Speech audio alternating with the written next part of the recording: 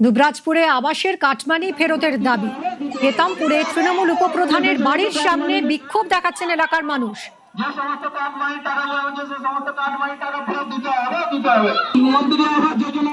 দুবরাজপুরের ঘটনা, আবাসের কাটমানি ফেরতের দাবিতে বিক্ষোভ এলাকার মানুষের। হেতামপুরে তৃণমূল উপপ্রধানের বাড়ির সামনে বিক্ষোভ। সুপ্রতিম রয়েছে, আরো জানাবে সুপ্রতিম, কি দাবি?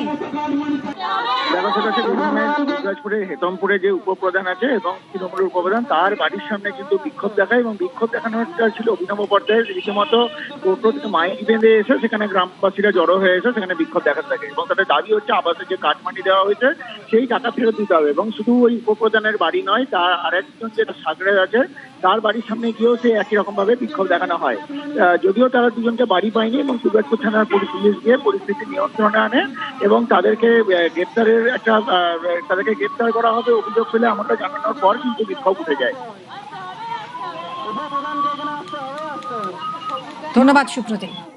সমস্ত দুটো জিনিস যে সমস্ত কাটমানি টাকা দেওয়া হচ্ছে সে সমস্ত কাটমানি টাকা ফেরত দিতে হবে। মন্ত্রী আবাস যোজনার বাড়ির টাকা কাটমানি নেওয়া হচ্ছে সে সমস্ত কাটমানি টাকা ফেরত দিতে হবে। সমস্ত কাটমানি সবারই কাছে 20,000 টাকা 10,000 টাকা করে নিচ্ছে। আমার কাছে তো 10,000 টাকা নগদ নিচ্ছে। আমার মেয়ের বিয়ে, তাতেও বলেছে ভাইটি আমার টাকাটা লিও না, দেখো আমার কালকে মেয়ের গায়ে হলুদ, তো বলেছে তুমি সবুরের কাছে গেলে বৌদি তোমাকে আরো বেশি করে টাকা দেওয়া হবে। আমার পায়ের চেটে চলে গেছিল, তাও আমাকে টাকা দেয়নি।